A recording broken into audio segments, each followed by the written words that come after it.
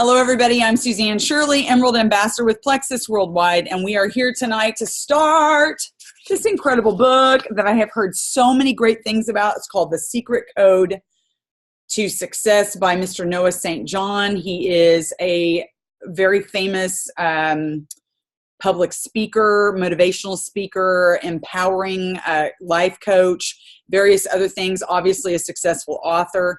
Many different jewels in our company, and I mean successful diamonds, have really gotten behind this book and touted it as one of the greatest books for self-discovery, for becoming more self-aware in who you are so that you can help others to become self-aware and help others to become leaders. So the first step in helping someone else is to help yourself. You've got to be able to add value to yourself. If you cannot add value to yourself, you're not going to add value to anyone else. So I'm so glad you're here tonight. We are going to cover chapters 1 and 2. If you have the audio version of this book, it's great that you do, but you're not going to get all the nice little graphics that are in here. And I really do have to say that I love the visual pictures that Mr. St. John puts in the book. So I really do like it. And I enjoy reading somebody's opinion. And it's okay that he has somewhat of a different, I just talked about before the recording started, which I won't get into detail here, but you'll get to it as soon as we get to it. It's okay if we get across to someone in a book who has an opinion about how to accomplish a goal or how to help yourself or what you should do to pursue self-improvement and whatever practices that are suggested. And it's okay if you disagree with that person, because just what if something that you have done already has worked for you? Well, don't break what's not broken. Don't fix what's not broken. I think that's the word. Don't fix what's already working for you. And if that's not working for you, then by all means, try something new. Or go ahead and try something new, even if it is working, because it doesn't hurt to try something new, right? So always open to learning new things. I am very open-minded, but I will tell you, I am also opinionated. So when we get to that chapter, I will talk about it more.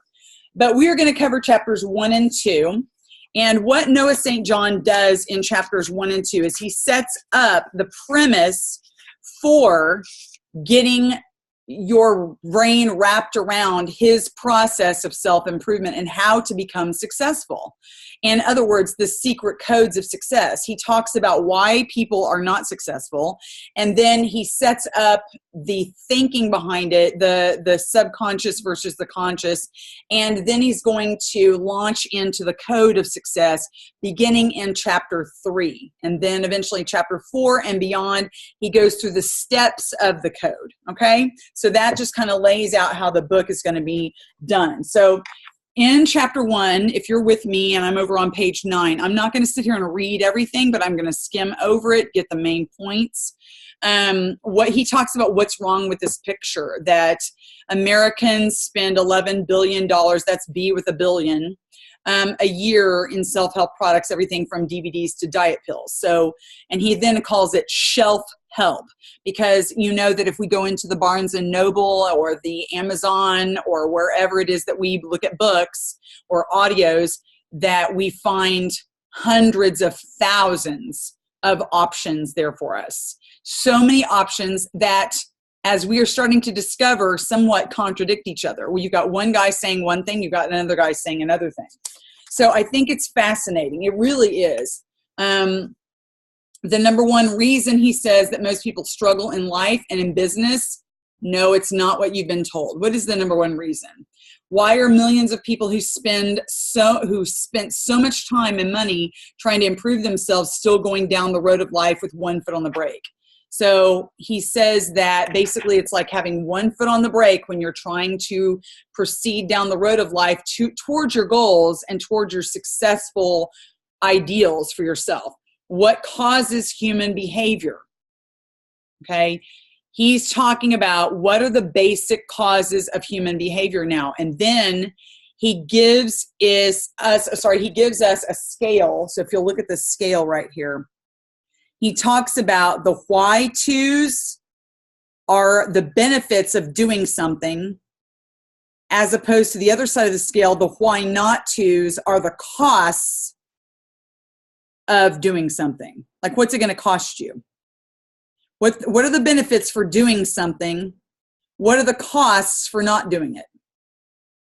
And then he gives lots and lots of different examples of the why tos and the why not tos.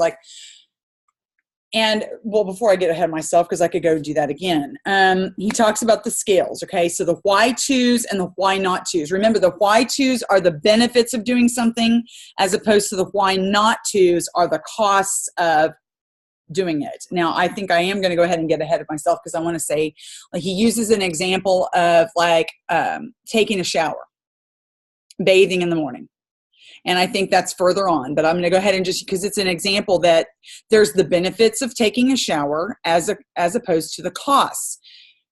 And he also makes the point that about the conscious versus the subconscious. Now I'm going to get into that here in a second. So the benefits of taking a shower is that you appear clean, you feel better, you have more confidence going into work. People are not going to be upset being around you.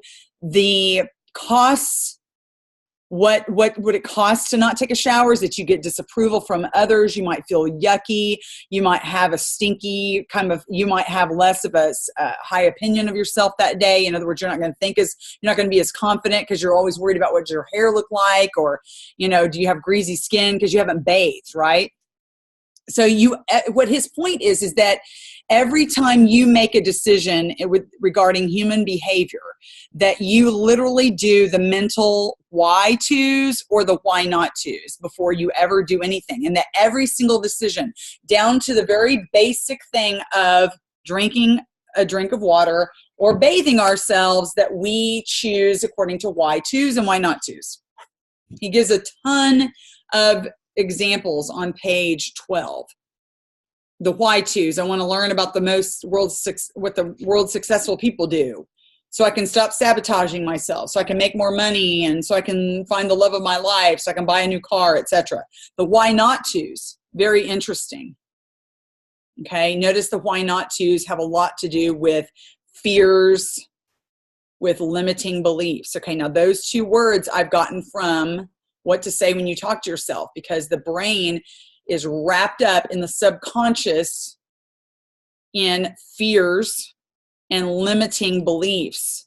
And limiting beliefs might even be things that are not true about you, but you've taken them on as truth. Okay, and that's not necessarily mentioned here, but it is the truth. Okay, so here's this. I have a million other things I could be doing right now. Who is this guy anyway? Why should I listen to him? What if I get to the end of this? Here's a fear. You notice the fear right here? What if I get to the end of this and I still haven't learned how to get my foot off the brake? What if it works for everybody else but not for me? There's another fear. Okay, what's he trying to sell me? I've been burned before and I don't want it to happen again. Fear, fear, fear. Notice the fear. Did I mention all these things that I could be other things I could be doing right now? Okay, so your mind is like an infinite weighing machine. Every single moment you're weighing the perceived benefits against the perceived costs, right? Everything down, like what I said, taking a drink of water, what breakfast you eat that day, or if you don't eat breakfast, what you do for work, etc. Okay, so what does it have to do with the success? Well, he says he's never met anybody that doesn't want to succeed. That makes a lot of sense. There's not a person out there that probably doesn't want to be successful. Human beings are motivated by success. Like what? What does that mean? Getting, having, keeping the things we want. Motivated by that, right? But he talks about the hidden reason why you are stuck. And this is a really good graphic to look at.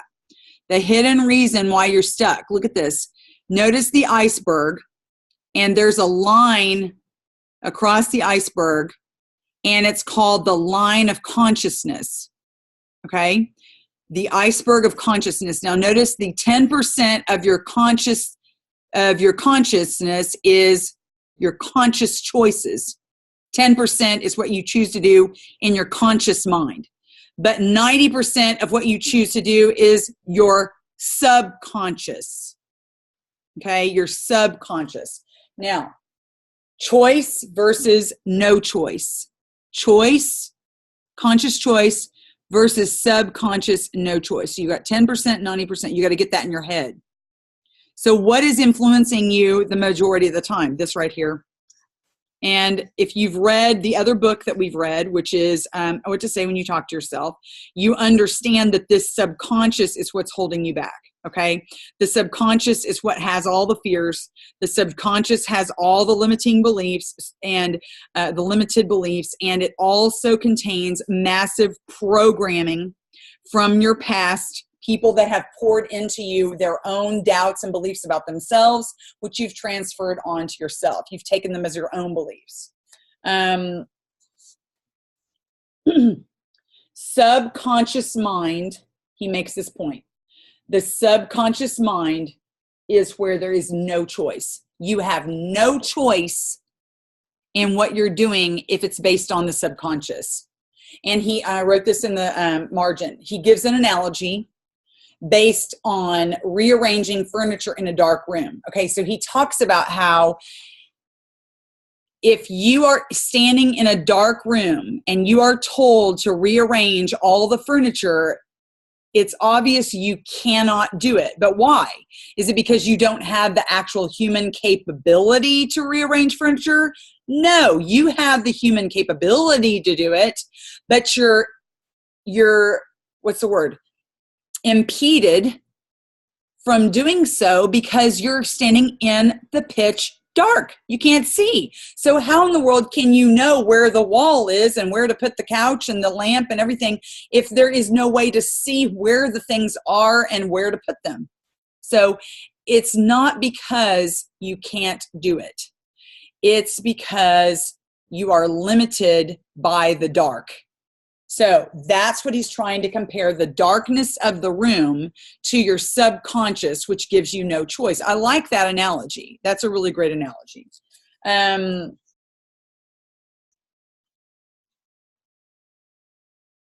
Why are millions of people who've spent so much time and money trying to improve themselves still stuck? Well, it's because they're standing in a dark room trying to rearrange furniture.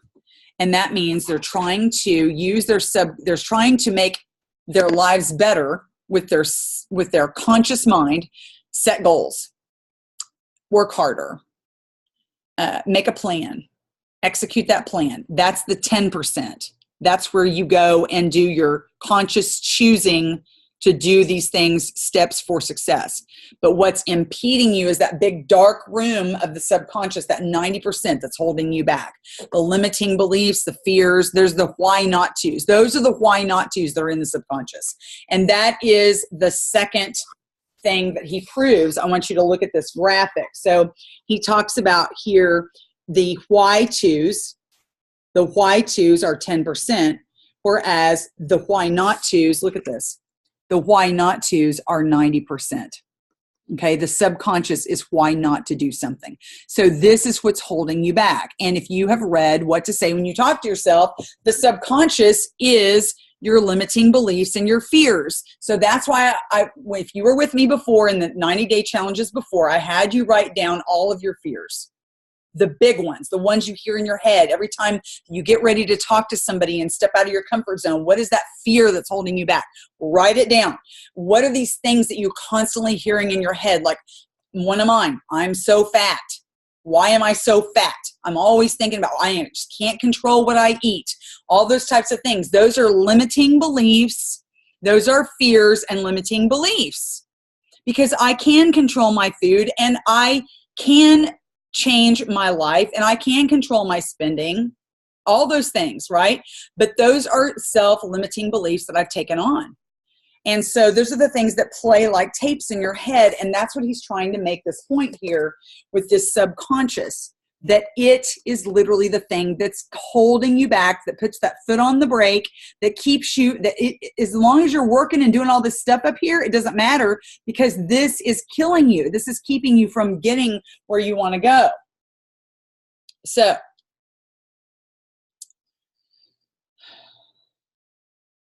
he says when he asked his audience members to give him some examples of what could possibly be the cost to success, typical answers he gets are these.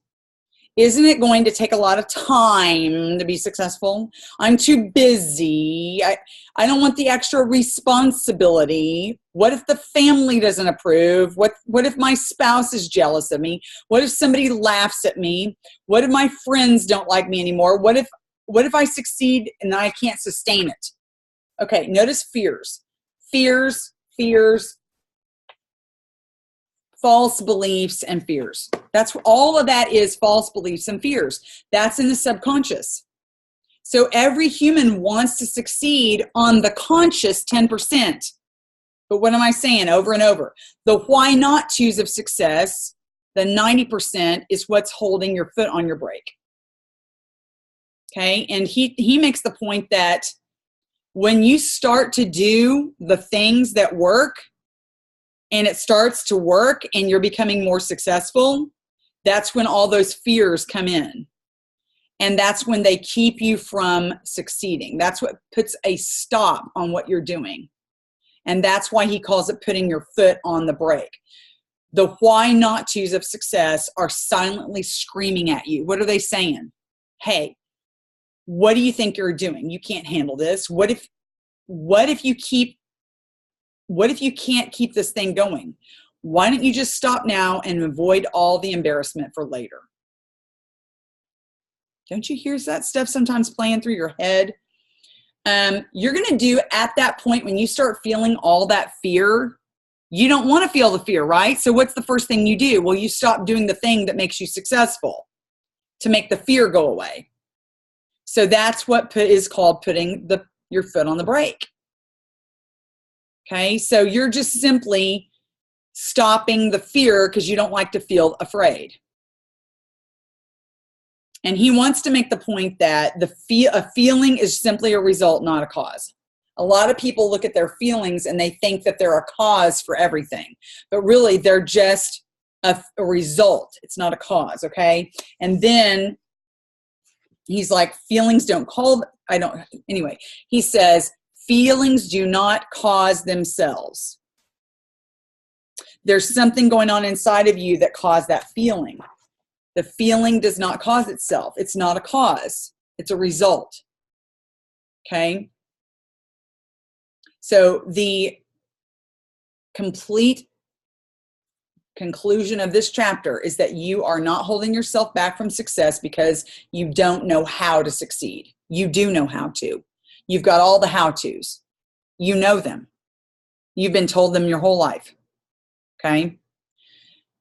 You are holding yourself back from success.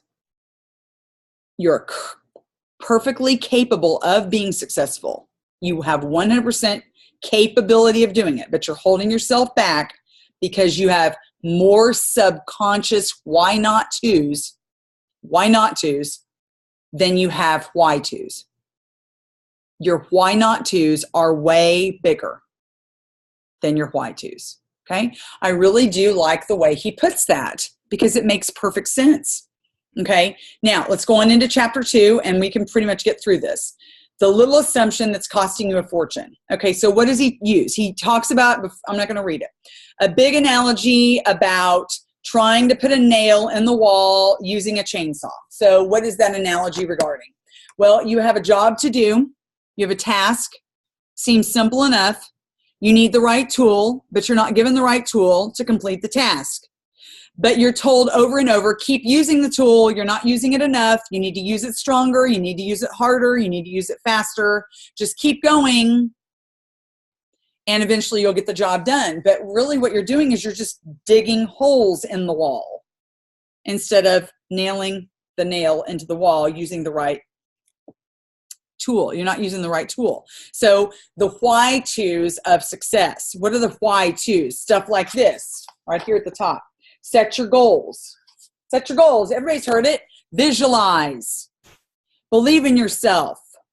Work smarter, not harder. You can do it. How many times have you heard that? Okay, but you don't believe any of it. And you go and try to set your goal and you try to visualize it and you still can't get where you're going because your why not tos of success overpower your how tos. Okay?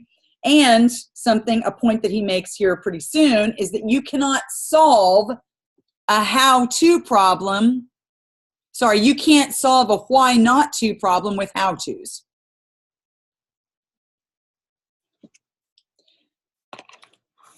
He talks about how your actions look something like this.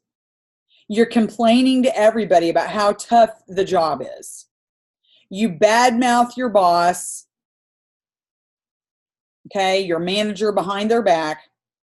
You make any excuse to not do the job. You take it out on your kids or your spouse when you get home. Your mental and emotional health is suffering. You look for ways to medicate or just veg out, like watching TV and surfing the internet instead of actually doing what you know you should be doing. Okay. Who relates to that? Yeah, of course we do this stuff. You're looking for something, someplace better to work. So you're moving from one place to the other because the grass is always greener. If this one's too hard, we're going to go to it. Look, I see it all the time in network marketing. This is too hard, so we're going to go over here and sell hair care products. This is too hard, so we're going to go over here and sell lipstick. This is too hard, so that's easy. Every woman wants a pair of leggings. I'm going to go sell leggings. Okay? They think that going from one company to the other is the answer. It's not the answer. The real problem is not that you can't do the job. The real problem is that you're beating yourself up for not being able to do the job when you completely have been given the wrong tools to do what you're trying to do. Okay? So a chainsaw is great when you're trying to cut down a tree, but not when you want to nail a nail into the wall. So then we're going to go over onto page 24. He talks about the how-tos of success. Now, this is where he talks about traditional teachers assumed that all we need to be shown is how to succeed. Give people the how-tos, then guess what? All they have to do is do the stuff, and then they're going to succeed. Traditional success programs taught us that the how-tos of success were the things that we needed to know because traditional teachers assumed, here's why, they assumed that you already had enough why-tos. You had more why-tos than you had why-not-tos. When really the majority of our population in our country has way more why-not-tos than why-tos. Okay, I'm going to say it again. These traditional teachers are just giving you the how-tos to succeed. They're giving you the tools. They're saying, do this, do this, do this, do this. Because they make the assumption that the majority of the population that reads the book or reads the success manual or whatever has more why to succeed than they had why not tos. But the real truth of the matter is the majority of the population that picks up these books, they have way more why not tos. Way more why not tos. That subconscious limiting beliefs, fear, it keeps people held back. Okay. And this is the biggie. Okay. You can never solve. This is on page 25. If you didn't see this, it's in bold print. You can never solve a why to problem with a how to solution. If you have all these fears and you have all these self-limiting beliefs, you can't just throw a bunch of how-tos at it and get it all sorted out and get on the road to success. No, you've got to attack your why not tos. You've got to focus on the why not tos and get them turned around. In other words, if you read Shad Helmstetter's book, What to Say When You Talk to Yourself, you reprogram the brain. You've got to work on reprogramming the subconscious. Okay? So, what are the 4 steps of traditional success programs? I'm over on 26 now. Okay? Traditional steps of success. Set your goals, do something. In other words, take some action. Evaluate what you've done. And then, okay, so you see what you've done, what you've not done. Okay, try it again. Repeat. Rinse and repeat, right?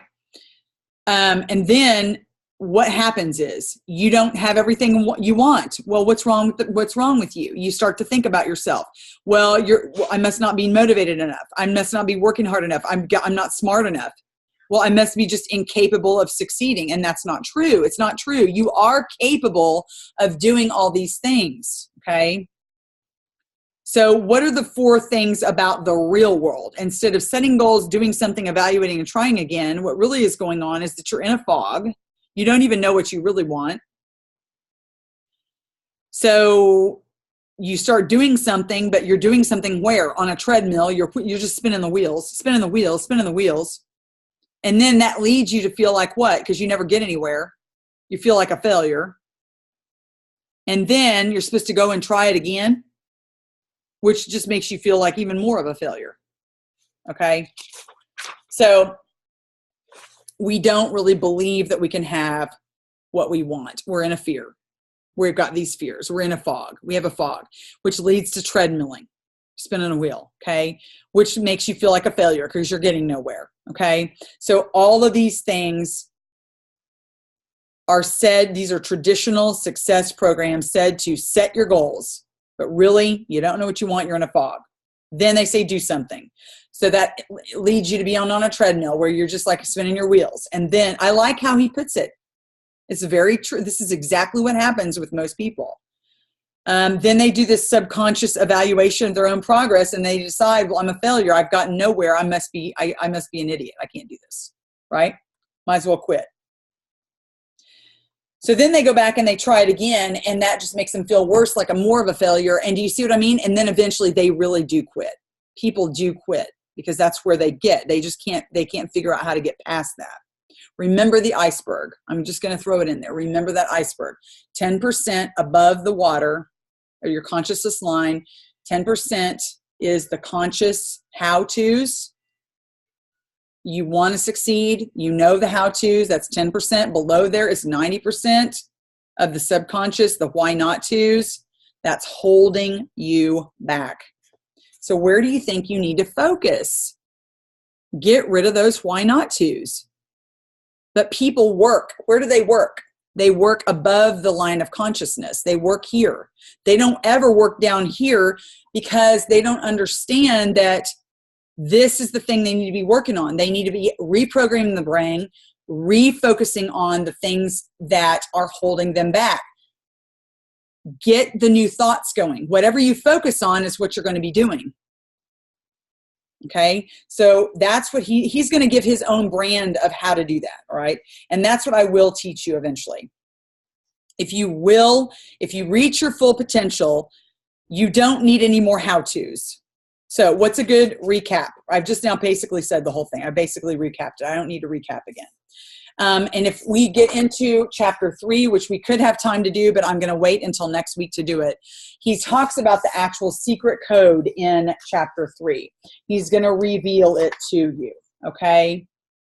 And I love what he talks about. I like his talking about men and women, about the differences between them and how they think about success. He compares people who have eating disorders to people who are self-sabotaging in their success. I like the things that he brings up. He finally reveals 3%ers. We're going to talk about 3%ers. 3%ers are the 3% of the most successful people in the world that don't have that 90% subconscious brain trash. That big line of consciousness, the 90% down there pretty much doesn't exist for them. And so all they do is tell you the how-tos, and they get frustrated when they can't see you doing what why can't you figure out how to do it? They could. So they don't know how to teach you how to be successful because they don't have the subconscious problems that a lot of people do. So I love the things that he mentions in chapter 3. I'm just kind of very little by little going over it here. I'm not going into the whole thing, okay? The 3% are unconsciously competent. They're unconsciously competent. Okay? Notice the difference between the majority of the population has their subconscious is what's holding them back. Whereas the 3%ers that are the most successful don't have that. I just love what he talks about here.